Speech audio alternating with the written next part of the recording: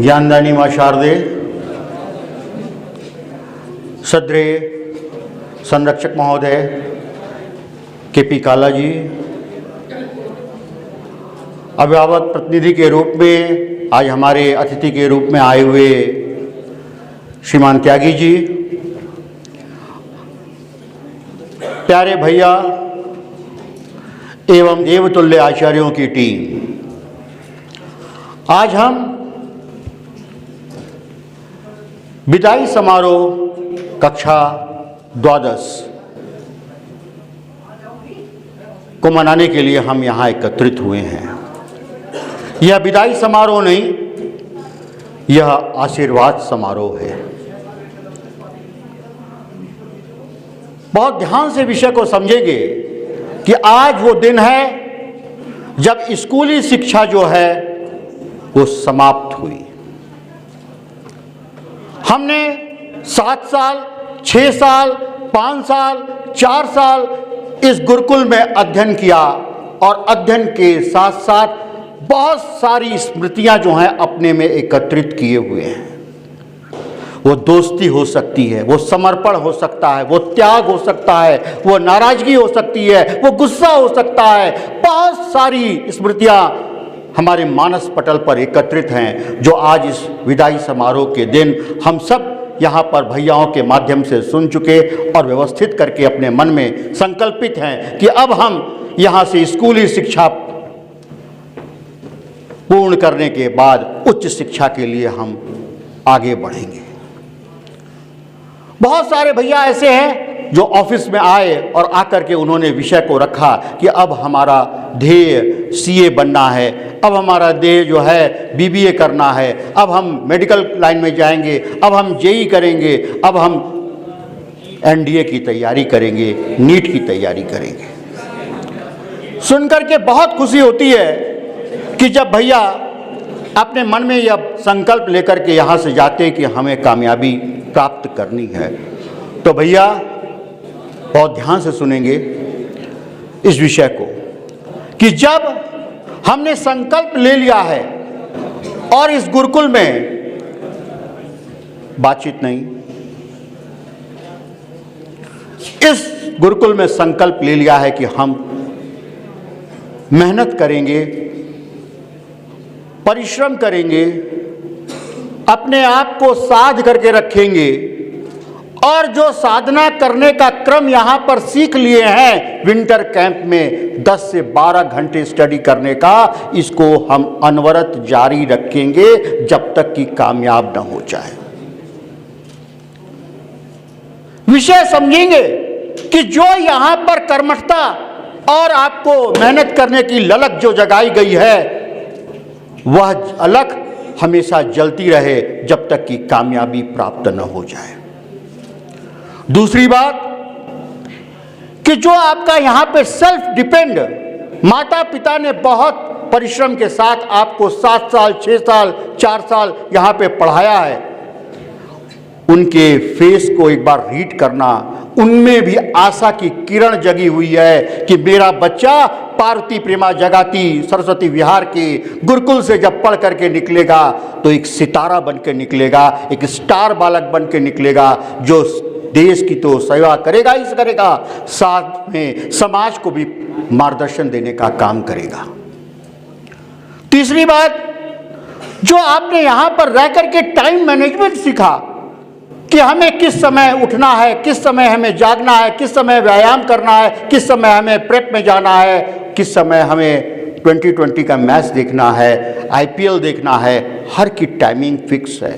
बेटा मैं एक ही बात कहूँगा कि जीवन में टाइम मैनेजमेंट का बहुत बड़ा रोल होता है यदि आपको सफलता प्राप्त करनी है। तो मेरा कहने का एक ही बात है कि जो टाइम मैनेजमेंट के गुण आपने यहाँ पे सीखे हैं, हुनर जो आपने प्राप्त की है, उसको सदैव जारी रखना और कोशिश करना कि सफलता जब प्राप्त हो जाए तब भी ये जो सुबह के उठने का जो प्रक्रम है उसको हमेशा बनाए रखना। ऐसा न हो कि गुरुकुल से हट कर के गए और फिर आपने अपनी दिनचर्या में परिवर्तन कर दिया। वह दिनचर्या में परिवर्तन करना आपके लिए घातक होगा और आप सफलता प्राप्त करने में कहीं मार्ग से भटक न जाएं। साथ में एक विषय और है कि जो यहाँ पर सेल्फ डिपेंडेंसी के साथ साथ जो धैर्य की कल्पना है, जो आपने धैर्य रखा कि हम परिवार से अलग होकर के हम अपने आप को ऐसा शिक्षित किए, ऐसा संस्कारित हुए, उसको बनाए रखना, धैर्य को हमेशा बनाए रखना, क्योंकि जो धैर्यवान होता है उसको सफलता जरूर मिलती है। यह बात आज विदाई समारोह के दिन मैं बोल रहा हूं। इस गुरुकुल का आचार्य होने के नाते मेरे को आज इस विषय पर कहते हुए गर्व हो रहा है कि मैंने बहुत सारे बैचेस देखे हैं, लेकिन इस तरीके का जो 2024 में ये बैच निकल रहा है, ऐसा बैच न भूतो न भविष्यति। इतना प्रेम, इतना सौहार्द, इतना अपने आप में समर्पण का भाव था कि कहने लायक नहीं। मैं इस विषय को जान रहा हूं कि एक प्रधानाचार्य जब अपने मंच पे खड़े होकर के ये बोलता है कि इस गुरुकुल के 700 बच्चे जो हैं मेरे बेटे समान हैं, तो यहाँ पर ये बात ये रहती है कि कोई भी अनुशासनहीनता नहीं करता है, और करता है तो शर्मसार होता है कि मैं प्रधानाचार्य जी को कैसे फेस करूंगा। यह हमारी जीत है, हमारे देवतुल्य आचार्यों की जीत है। विषय को समझेंगे और आगे बढ़ेंगे। माता पिता हमेशा ये चाहते हैं कि हमारा बच्चा अच्छी शिक्षा प्राप्त करे। हर माता पिता का ख्वाब है कि जिस आवाम पर हम बैठे हुए हैं उससे आगे बढ़कर के मेरा बच्चा निकले, यही सपना सजोए। वो ता जिंदगी आप पर मेहनत कर रहे हैं और आपको पोषित कर रहे हैं कि वह जो आवाम, मान लीजिए कोई टीचर है, कोई प्रोफेसर है, कोई डॉक्टर है, कोई इंजीनियर है, वो चाहता है कि मेरी संतति जो हो वो हमसे आगे बढ़कर के निकले और समाज में जाकर के नाम कमाए। जो चीज मैंने झेली वो मेरे बच्चे न झेले, यह संकल्पना लेकर के अभिभावक जो हैं गुरुकुल में भेजते हैं और बच्चे यहाँ पर अध्ययन करते हैं, आत्मसात करते हैं, परिश्रम करते हैं, तब जाकर के क्या है, रिजल्ट इंप्रूव होता है और रिजल्ट बनता है। विषय और है कि जब आप इस यहां से विदाई समारोह होकर के जा रहे हैं और सारी आशीर्वाद लेके जा रहे हैं, ये बात हमेशा ध्यान रखें कि कितने भी बड़े हो जाएं, देश में कहीं भी चले जाएं, अपनी निष्ठा, अपनी ईमानदारी, अपनी कर्मठता जो इस गुरुकुल में सीखे हैं, उसकी खुशबू पूरे देश में फैलनी चाहिए। तभी इस गुरुकुल के प्रति जो होगा आपका समर्पण सिद्ध होगा। निष्ठा ईमानदारी होने के बाद क्या होगा, आप एक देश के नागरिक, अच्छे नागरिक कहलाएंगे। और कोशिश यही रहेगी कि आप जब अच्छे नागरिक होंगे तो निश्चित है समाज का पथ प्रदर्शन कर पाएंगे, मार्गदर्शन कर पाएंगे। यह विषय हमेशा गंभीरता से रखेंगे और सोचेंगे मन में कि माता पिता के सपनों को साकार करने का वो समय आ गया जहां पर उच्च शिक्षा प्राप्त करने के बाद, कामयाबी प्राप्त करने के बाद हम चाहेंगे कि हाँ, हमारा जो भी बालक है वो भारत देश का एक आदर्श नागरिक बन करके बने और समाज का पथ प्रदर्शन कर सके। ये भी ध्यान रखना है, कितने भी बड़े हो जाएं, कितने भी बड़े पद पे चले जाएं, अपने इस गुरुकुल को, अपने इस शिक्षा के इस मंदिर को कभी नहीं भूलना। आज 2024 है, फल जो है वो 2028, 29 और 30 में निकलना शुरू हो जाएगा, जब आप कामयाबी के दौर से आप निकलना प्रारंभ करेंगे। कोई MBBS करके निकलेगा, कोई CA करके निकलेगा, कोई इंजीनियर बनेगा, कोई चुनाव लड़ेगा, कोई धर्मगुरु बनेगा।